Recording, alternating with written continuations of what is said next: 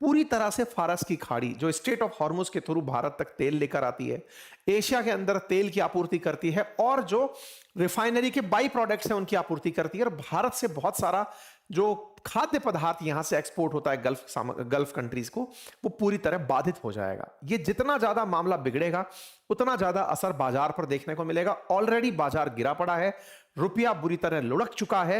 ये सारी स्थिति और बहुत ज्यादा बिगड़ सकती हैं यदि इन देशों का अपनी तरफ से एंट्री करना शुरू हो जाता है। आप देखें, जब ये युद्ध में पार्टिसिपेट नहीं कर रहे हैं तब जाकर इन पर सैकड़ों मिसाइल्स लगाई जा रही हैं। ये जो फेल हुई न्यूट्रलाइज्ड मिसाइल हैं उनकी तस्वीरें आप देख रहे हैं। ईरान ने एक एक करके, जैसे कल तक के मैंने अपडेट में बताया था कि सऊदी की असेंबली पर हमला हुआ था, एम्बेसी पर हमला हुआ था, ऐसे ही सऊदी में जो अमेरिकी एम्बेसी थी, ऐसे ही कुवैत में अमेरिकी एम्बेसी को निशाना बनाया गया। दुबई के अंदर जो कॉन्सुलेट है, यूएई के अंदर जो कॉन्सुलेट है अमेरिका का, उस पर हमला हुआ। यानी कि एम्बेसी से वाणिज्यिक दूतावास की अगर हम बात करें तो कॉन्सुलेट इन दुबई, उस पर भी हमला हो चुका है। कुल मिलाकर के इन गल्फ कंट्रीज में जहां जहां अमेरिकी ठिकाने हैं, फिर चाहे शहर में बना कॉन्सुलेट और एम्बेसी हो या फिर बाहर के एरिया में बना हुआ एयरबेस हो, उन सभी को निशाना बनाया जारी है। ये सभी देश अपनी कुछ ना कुछ खूबसूरती और खासियत के लिए जाने जाते हैं। तेल के अलावा भी इनके पास टूरिज्म इस समय एक बहुत बड़ा सोर्स ऑफ इनकम है। टूरिज्म के साथ साथ ये बिजनेस हब बनकर काम कर रहे हैं। इन देशों को ट्रांजिट कैपिटल के रूप में इस्तेमाल किया जा रहा है। यूरोप जाने वाली, अमेरिका जाने वाली बहुत सी फ्लाइट्स दोहा या दुबई में रुक रही हैं और रुकती हैं, मतलब इन जनरल।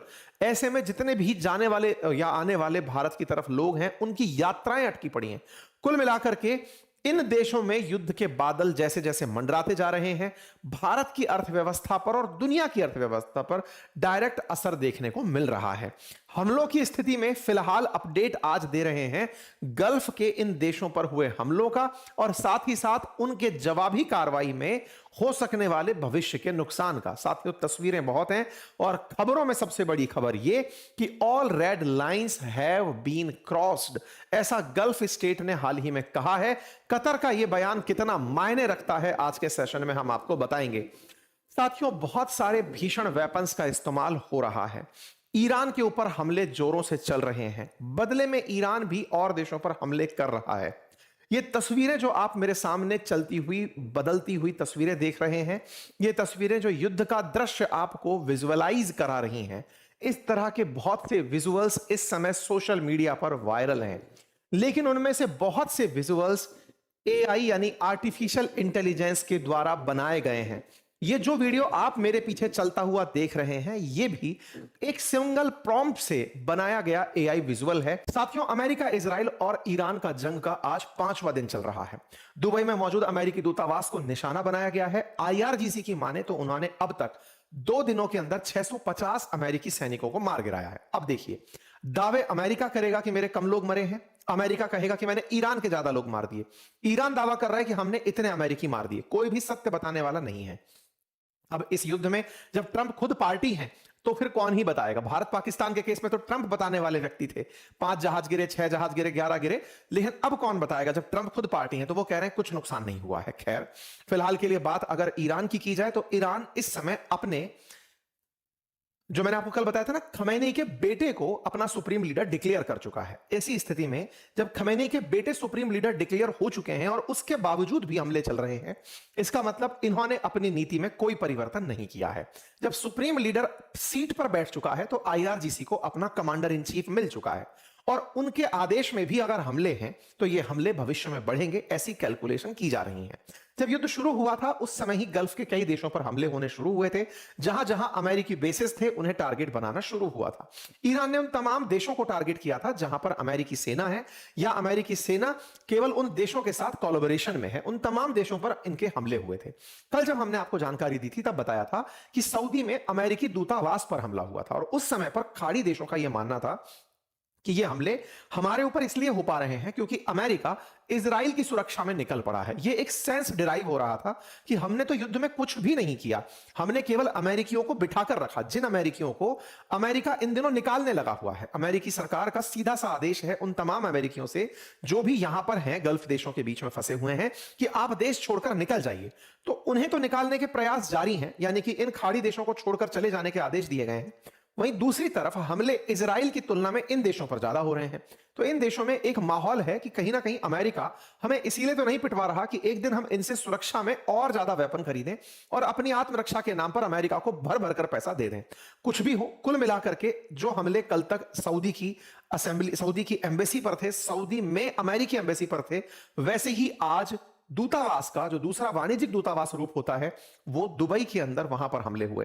ये तस्वीरें आपके सामने जो दिखाई जा रही हैं, ये तस्वीरें दुबई में अमेरिकी वाणिज्यिक दूतावास पर हुए हमले की हैं, जो ये बताती हैं कि ईरान के हमले केवल कि मिसाइल फेंक देने भर के नहीं है, बड़े ही प्रिसाइज होकर हमले हो रहे हैं। यानी कि उनके पास जो मिसाइल सिस्टम है वो हल्का मिसाइल सिस्टम नहीं है, वो बकायदा टारगेटेड हमले करने में कामयाब हो रहे हैं। उन्हें कॉन्सुलेट पर वॉर करना है, कॉन्सुलेट पर कर रहे हैं, एम्बेसी पर करना है, एम्बेसी पर कर रहे हैं। इससे दो बातें क्लियर होती हैं। जो अब तक लग रहा था कि बस इन्होंने मिसाइल बना ली, प्रिसीजन और एक्यूरेसी नहीं है, कहीं भी उठाकर फेंक दे रहे हैं, नहीं, प्रॉपर तरीके से मिसाइल हमले हो रहे हैं। और इंटरेस्टिंग बात है, पिछले 2 सालों में 170 अमेरिकी बेसिस पर हमले किए जा चुके हैं। अमेरिकी बेसिस पर 170 से अधिक हमले किए जा चुके हैं। 170 अमेरिकी बेसों पे नहीं, 170 हमले किए जा चुके हैं अमेरिकी बेसिस पर। और ताजा हमलों में जो पाम आइलैंड है इन लोगों का, जहां पर यूएई वाले सबसे ज्यादा टूरिस्ट एक्सपेक्ट करते हैं, वहां पर बनी हुई उन होटल्स में जहां पर ईरान को लगता है कि अमेरिकी अधिकारी ठहरे हुए हैं, उन्हें निशाना बनाया जा रहा है। ये सारी की सारी स्थितियां बताती हैं कि ईरान अब एक एक करके अर्थव्यवस्था के साथ साथ जो टूरिज्म हॉटस्पॉट हैं उन्हें, साथ ही साथ अमेरिकी जहां पर रुके हैं उन्हें निशाना बना रहे हैं। मैंने आपको जब पिछला सेशन में जानकारी दी थी तब बताया था कि इन्होंने जो इनके सऊदी अरामको रिफाइनरी है, उनकी रिफाइनरी का जो रास तानुरा रिफाइनरी है उस पर हमला किया था। और जब यह हमला हुआ तो इससे एक सेंस डिराइव हुआ कि आप सबको पनिशमेंट इस बात का दिया जा रहा है कि आपने हमारी बगल में अमेरिका को आने की जगह क्यों दी। ये बिल्कुल वैसे ही है जैसे रूस ने यूक्रेन पर हमला इसलिए किया क्योंकि यूक्रेन नाटो ज्वाइन करना चाहता था। और रूस को हमेशा यह लगता था कि अगर अमेरिकी सेना या फिर नाटो फोर्सेस यूक्रेन तक आ गई तो फिर वो हमसे युद्ध करने के लिए हमेशा तैयार रहेंगी। रूस ने यूक्रेन को यह सब नहीं करने दिया। लेकिन यहां पर जो गल्फ के देश हैं, इन्होंने अमेरिकियों को बहुत दिनों तक अपने पास बिठा कर रखा। आज इन्हें ईरान अपनी तरफ से दंड दे रहा है कि आप लोगों ने अपने देश में इन्हें बिठा कर रखा और ये लोग मेरे खिलाफ सारी रणनीति रचते रहे। मैंने पहले भी कहा था ये मत करो, अब आप कर रहे हो तो भुगतो। अब सवाल ये है कि सर ये लोग ईरान पर हमला अब तक कर क्यों नहीं देते। बड़ा सवाल है कि इनके पास तो बहुत शक्ति है, बहुत पैसा है, ये अब तक ईरान पर हमला क्यों नहीं कर रहे। कारण ये है कि इन्हें पता है कि अगर एक बार ये डायरेक्ट फाइट में चले गए तो फिर ईरान सारे के सारे उद्देश्य भुलाकर इन्हें मिटाने पर जुट जाएगा। और इन्हें मिटाना बहुत मुश्किल टास्क नहीं है। कारण क्या है? कारण यह है कि बहुत छोटू से देश हैं। पूरे जीसीसी देशों की आबादी मिला दी जाए तो 6 करोड़ बैठती है, जिसमें से आधी आबादी केवल सऊदी अरब के पास है। बाकी जो अन्य देश हैं उनमें 1 करोड़ आबादी, किसी में 30 लाख आबादी, किसी में 40 लाख, किसी में 15 लाख। इतने छोटे देश हैं, लेकिन पैसा बहुत है, पर कैपिटा इनकम बहुत है, क्योंकि तेल बेचकर अमीर हो रखे हैं। इनमें से एक अमीर जिसका नाम है कतर, उसने कल धमका दिया, क्योंकि कतर का ईगो 7वें आसमान पर है। आपको मालूम होगा पिछली बार भी कतर ने जब उस पर इजरायली धमाका हुआ था उस समय पूरी दुनिया को इकट्ठा कर लिया था। इस बार भी कतर पर जब हमले होने शुरू हुए, कतर पर हमले क्यों हो रहे हैं इसके पीछे का कारण समझिए। कतर अपने पास अमेरिका का इन सभी देशों में से सबसे बड़ा बेस रखता है। वो बेस सेंटकॉम का मुख्यालय है। सेंटकॉम क्या है? अमेरिका ने दुनिया भर में जितने भी कमांड सेंटर्स बनाए हुए हैं, क्योंकि पूरी दुनिया को वो अपना कमांड में बांटकर चलता है ना, जैसे Indo Pacific command, CENTCOM command, European command, ऐसे पूरा सेंट्रल एशिया के लिए उसने सेंटकॉम बनाई हुई है। सेंट्रल एशिया में जितने भी अमेरिकी सैनिक हैं उनका सबसे बड़ा मुख्यालय कतर के अंदर है। और उस कतर में मुख्यालय होने के बावजूद भी ईरान उसे खूब नुकसान पहुंचा रहा है। कतर को इस बात का घमंड भी है कि अमेरिका मेरी रखवाली करेगा, क्योंकि मैंने उसको यहां पर इतनी बड़ी जगह दी हुई है। उसके बावजूद ईरान में 1% भी डर नहीं है, क्योंकि वो कतर को निशाना बनाने में कामयाब है। कतर तेल बेचकर ना केवल अमीर हुआ, बल्कि अपने पैसे का प्रबंधन करके भी अमीर बना। पैसे के प्रबंधन ने उसने टूरिज्म को स्थान दिया, इंटरनेशनल आर्बिट्रेशन की कैपिटल बनने का प्रयास किया। दुनिया भर के तमाम संगठन अपने मुख्यालय कतर में, दोहा में बनाकर चलते हैं। इवन हमास ने भी अपना मुख्यालय यहां बना रखा था, हिजबुल्लाह भी बातचीत करने आता था, तो तालिबान भी यही अमेरिका से बात करने आता था। तो कतर ने दुनिया के बीच में काफी बड़ी इज्जत कमाई है।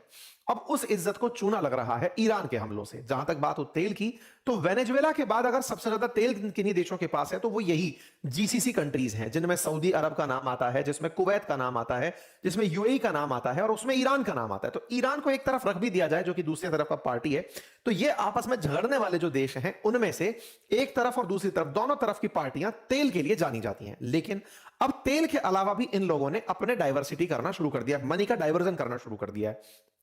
कहा जाए तो फंड अलोकेशन शुरू कर दिया है। तेल तो पर्शियन गल्फ से निकलकर बिकने आता ही है, इसके ऊपर तो इनका अब एक तरह से ट्रेडमार्क हो गया कि तेल तो अपना ही आएगा। आज इंडिया की आवश्यकता का भी 50% से ऊपर इसी जगह से आता है। लेकिन इन्हें पता है कि आने वाले समय में कोई सन की अमेरिकी राष्ट्रपति आया तो हो सकता है वो तेल पर रोक लगा दे। जैसे पहले बाइडेन बहुत ज्यादा पेरिस क्लाइमेट डील की शर्तों को मानते हुए जीरो कार्बन एमिशन तक पहुंचने ही वाले थे। ये तो ट्रंप आए जो पेरिस क्लाइमेट डील से बाहर निकले और फिर तेल बेचना दुनिया को शुरू करवाया कि चलो भाई अब वेनेजुएला भी तेल बेचेगा, तुम लोग भी तेल बेचो, खूब प्रदूषण हो, कोई दिक्कत नहीं है, कार्बन एमिशन हमारी चिंता नहीं है, आने वाली पीढ़ियां देखेंगी, हम तो चले जाएंगे। ऐसे में इन देशों ने अपने तेल के स्थान पर बहुत सारी चीजों में इन्वेस्टमेंट शुरू किया, जिसमें बहुत बड़ा इन्वेस्टमेंट अपने आप को दुनिया के लिए एक शांत जगह प्रोवाइड कराना था, टूरिज्म उपलब्ध कराना था। लोग यहां केवल पर्यटन के लिए ही ना आए, अगर अर्थव्यवस्था में उन्हें इन्वेस्ट करना है तो ये जीरो टैक्स पॉलिसीज लेकर आए। जैसे यूएई के अंदर कोई टैक्सेशन नहीं है, वो वैट लेता है 5% और अगर आप विदेशी हैं तो जाते समय अपने वैट को रिफंड करा के भी निकल सकते हैं। मतलब ऐसी स्थिति उसने पैदा करी कि दुनिया के तमाम अमीर यूएई की तरफ शिफ्ट होने लगे कि जब कोई पैसा ही नहीं लग रहा और ऐसे में ये लोग हमें रहने की वर्ल्ड क्लास फैसिलिटी दे रहे हैं, इंटरनेशनल कनेक्टिविटी दे रहे हैं, हाई टेक सिक्योरिटी दे रहे हैं। आज दुबई या यूएई इस बात के लिए जाना जाता है कि यहां पर आप सड़क पर अपना पर्स पड़ा छोड़ जाएं तो भी कोई आपका पर्स लेकर नहीं भागेगा। इतनी बड़ी इन्होंने सुरक्षा व्यवस्थाएं विकसित की, लोगों में विश्वास बहाली की। लेकिन इस विश्वास बहाली को ईरान पूरी तरह से छेद दे रहा है।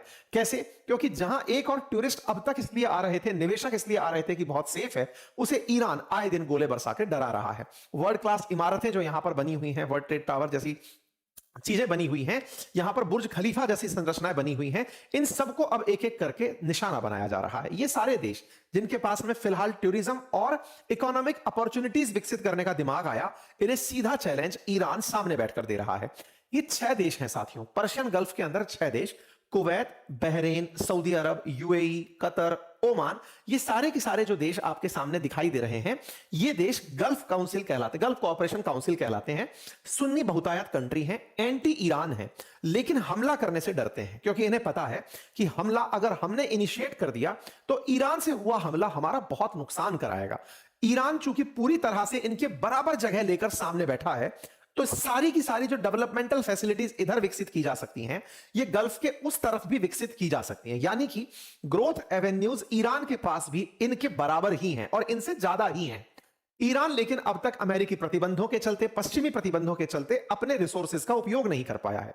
अदरवाइज सऊदी अरब के बाद दूसरा लार्जेस्ट ऑयल रिजर्व ईरान के पास ही है। तो ऐसे में इसके पास खोने के लिए ज्यादा नहीं है, तेल है तो वो जमीन में धंसा हुआ है, तो ये यहां से इन्हें निशाना बनाकर इनके प्रति लोगों में अविश्वास पैदा कर सकता है और इनकी अर्थव्यवस्था बुरी तरह चरमरा सकती है। इसका एविडेंस मैं आपको यहां पर दूं, कतर नाम का ये जो छोटू सा देश आपको दिख रहा है, आइलैंड कंट्री, ये इन 6 देशों में सबसे ज्यादा पर कैपिटा इनकम रखता है। प्रति व्यक्ति आय $1.25 है, $1.25 पर व्यक्ति आय, जहां यूएई के अंदर अधिकतम $90,000, बहरीन में $71,000, यहां सऊदी अरब में $77,000, हमारी अभी $5-7,000 भी नहीं पहुंची होगी। इतनी ज्यादा इनकी यहां पर कैपिटा इनकम है। कारण है आबादी बहुत कम है। कितनी कम आबादी है आप उठाकर देखें तो सऊदी अरब की पॉपुलेशन भले ही करोड़ों में हो, मतलब यहां पर 36 करोड़ के आसपास आपको इनकी पॉपुलेशन दिखाई, 3.5 करोड़ के आसपास पॉपुलेशन दिखाई दे जाए। कतर की पॉपुलेशन तो मात्र 33 लाख लोगों की है, यूएई की पॉपुलेशन 1.25 करोड़ के आसपास की। तो पॉपुलेशन इन देशों के पास बहुत कम है और रिसोर्सेज भर भर के हैं। और तो और इन लोगों ने अपनी पॉपुलेशन से ज्यादा, आप सोचिए यूएई के पास में 1.25 करोड़ की आबादी है कुल मिलाकर, और उसके बावजूद वो दुनिया का सबसे ज्यादा टूरिस्ट इकट्ठा करने वाला, इंटरनेशनल टूरिस्ट इकट्ठे करने वाला देश बन गया। और तो सोचिए इनकी जीडीपी में इन दिनों टूरिज्म का बड़ा योगदान है। जीसीसी के ये देश टूरिज्म से $247 बिलियन का सालाना रेवेन्यू जनरेट कर जा रहे हैं। आप